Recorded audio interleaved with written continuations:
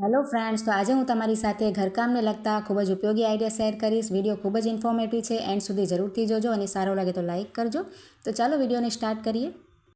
તો આપણી પાસે જે આ રીતના મિક્સરના સૌથી નાનું જાર હોય છે ને, આપણે જેમાં ચટણી કે મસાલો કરતા હોય તે આપણે તેની ધાર હોય ને થોડા દિવસમાં જ તમે જોતા હશો કે આપણે આ એકદમ જામ જેવી થઈ જાય, બરાબર ચાલે નહીં અને અંદર આપણે હાથ નાખીને સાફ પણ ના કરી શકાય, વાગવાનો ભય રહે. તો તેના માટે આપણે તમને સરસ એક આઈડિયા બતાવું છું.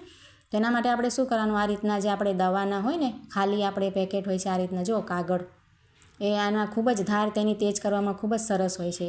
તો તેને આપણે જો આ રીતના કટકા કરી લેવાના. આપણે જૂની દવાના કાગળ હોય ને, દવા આપણે નહીં, આ રીતના કાગળ જ ખાલી લેવાના અને આ રીતે કટકા કરીને નાખી દેવાના. અને ત્યાર પછી જે આપણે ચાની ભૂકી હોય ને, આપણે ચા બનાવીએ તેની ભૂકી નીકળે ને, તે પણ ખૂબ સરસ તેમાં કામ કરે છે. તો તે આપણે બંને વસ્તુ નાખી દેવાની અને 2-3 ચમચી એટલું આપણે સાથે પાણી એડ કરી દેવાનું. જો આ રીતે.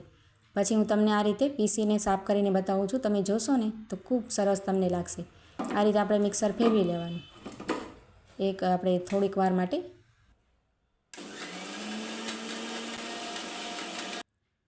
બસ આપણે જરાક જ વાર ફેરવીને પછી તેને બંધ કરી દેવાનું.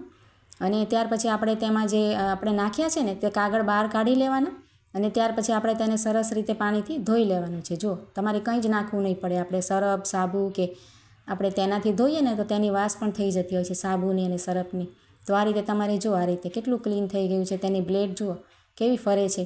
આપણે આ રીતે ઘરમાં જ તેને સરસ રીતે ક્લીન કરી શકાય, એટલે વારે ઘડીએ ખરાબ પણ ના થાય. તેનું ઢાંકણ પણ તમે જોઈ શકો છો કેવું સરસ થઈ ગયું છે. તેને આપણે સરસ રીતે લૂછી લઈશું. અને આપણે જે આ રીતે અંદરથી તો સાફ કરી લીધું, પણ તમે જોતા હશો કે પાછળના ભાગમાં પણ થોડાક દિવસ થાય એટલે કટાયેલું થઈ જાય અને ખૂબ જ ખરાબ થઈ જતું હોય. તો તેના માટે આપણે આ રીતે તાર નાખીએ ને તો આપણને વાગી જવાનો ભય રહે. તો તેના માટે તમને સરસ આઈડિયા બતાવું છું. આપણે આ રીતે જૂનું બ્રશ હોય ને કોઈ પણ આપણા ઘરમાં, તો જૂનું બ્રશ લઈ લેવાનું અને તેની ઉપર જે આપણે આ તાર છે ને એ પહેરાવી દેવાનું આ રીતે જો. અને તેની ઉપર રબડ આપણે 1-2 નાખી દેવાના એટલે નીકળે નહીં. અને આ રીતે તમે સાફ કરી શકો. જો આ રીતે તમે સાફ એટલે આપણે એમને એમ ફેરવી લેવાનું. અને ત્યાર પછી કોઈ પણ પાવડર હોય ને તમારી પાસે જૂનું કે આ રીતે પાવડર થોડુંક નાખી દેવાનું એમાં. અને ત્યાર પછી આપણે જે બ્રશ આમાં બાંધ્યું છે ને વારો, તેનાથી આપણે સરસ તેને જો આ રીતે આપણે સાફ કરી શકાય. આપણે હાથમાં વાગવાનો પણ ડર ન રહે અને તમે જોશો કે બધી જ તમારી જે અંદર કટાયેલું હશે ને આપમેળે નીકળી જશે. જો તેના મેળે જ બધું આપણે જો આ જામ થઈ જાય ને એ આપણે કાઢી નાખીએ ને થોડાક દિવસ 15 દિવસ થાય તો આ રીતે આપણે કરી લેવાનું. જો આ તમે જોયું ને કેટલો કચરો નીકળ્યો. તો આ રીતે તમારે સાફ ઉપરથી પણ કરી શકાય. જો આ રીતે બ્રશથી તેની આખી કિનારી સાફ કરી લેવાની. તો સરસ સાફ થઈ ગયું છે. હવે તમને ધોઈને બતાવું છું. તો આ રીતે જો મેં ધોઈને સ્વચ્છ કરી લીધું છે. હવે આપણે તેને લૂછી લઈશું. અને જે તેનો પાછળનો ભાગ છે ને આપણે વધારે ભીનો નહીં રાખવાનો, કેમ કે ત્યાં વધારે કટાઈ જાય અને મિક્સર તેનાથી જ જામ થઈ જાય છે. આપણું પાણીવાળું ભાગ રહે ને પાછળ, તો તડકામાં કે આ રીતે આપણે સૂકવી લેવાનું તેને વાપર્યા પછી. તો આ રીતે આપણે સાચવીએ ને તો મિક્સર આ રીતે નાનું આપણે તેનું જે જાર છે ને વર્ષો સુધી ખરાબ નહીં થાય આપણે તમારે. તો આઈડિયા ખૂબ જ સરસ છે. તમે જરૂરથી ટ્રાય કરજો અને સારો લાગ્યો હોય તો કમેન્ટ કરજો, લાઇક કરજો અને મારી ચેનલ પર તમે નવા હો તો ચેનલને સબસ્ક્રાઈબ કરી આપજો. અને આ રીતે આપણે જે બ્રશ તૈયાર કર્યું છે ને તમે તેનાથી વોશ બેસિન પણ સાફ કરી શકો, સિંક પણ કરી શકો. તમારે શિયાળામાં ખૂબ સરસ આઈડિયા છે.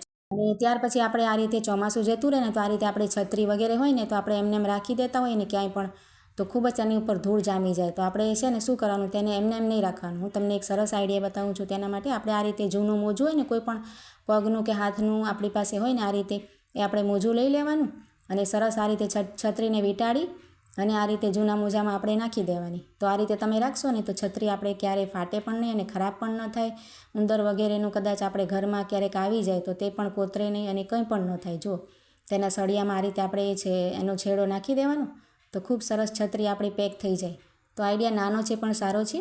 હવે આ રીતે આપણે રાખી શકાય. જુઓ સારો લાગે તો લાઇક કરજો અને કમેન્ટ કરજો. આ જ રીતે આપણે જો આ રીતના ડાયમંડના ચપ્પલ હોય ને ક્યારેક લગ્ન પ્રસંગમાં કે પાર્ટીમાં આપણે પહેરવાના હોય ને, તે પણ આપણે શું કરવાનું, આ રીતે નહીં રાખવાના. આપણે આ રીતે રાખીએ ને બોક્સમાં એમને તો તેની ઉપર પણ ખૂબ જ ધૂળ અને આપણે ખરાબ થઈ જાય. તો તેના માટે પણ શું કરવાનું, આ રીતના જો મારી પાસે 2 મોજા છે ને એ આપણે થોડાક ફાટી ગયા છે અને તેની પટ્ટી પણ ઢીલી થઈ ગઈ છે. તો તેને પણ સરસ રીતે આ રીતે આપણે જૂના મોજામાં ચપ્પલ 2 છે ને અલગ રીતે આ રીતે નાખી દેવાના. અને આ રીતે નાખ્યા પછી આપણે છે ને ત્યાર પછી બોક્સમાં રાખશો ને તમે તો ચપ્પલ તમારા સરસ રીતે સચવાયેલા રહેશે. તો નાના આઈડિયા આપણે આ રીતે કરીએ ને તો આપણે બધી ચીજો આપણી સરસ રહે જળવાયેલી. તો આઈડિયા સારો લાગે તો લાઇક કરજો અને કમેન્ટ કરજો. ત્યાર પછી જો આ રીતે આપણે બાળકો પેન્સિલથી આ રીતે નોટબુકમાં ક્યારેક સ્કૂલે જાય અને લખતા હોય ને તો તેમની પાસે કદાચ રબડ ના હોય ને, આપણે જે ચેકવાનું ચેક રબડ આવે છે ને, જેને ઇરેઝર પણ કહેવાય છે, એ આપણી પાસે ન હોય તો તેના માટે એક સરસ હું તમને આઈડિયા બતાવું છું. શું કરવાનું, આપણે આ રીતે જે આપણે વાળમાં કે રબડ નાખીએ છીએ ને, જો આ રીતે એ રબડ આપણે 1 થી 2 લઈ લેવાના. તમે 1 લઈએ તો પણ ચાલે. અને ત્યાર પછી તે રબડથી આપણે ચેકવાનું, જો આ રીતે.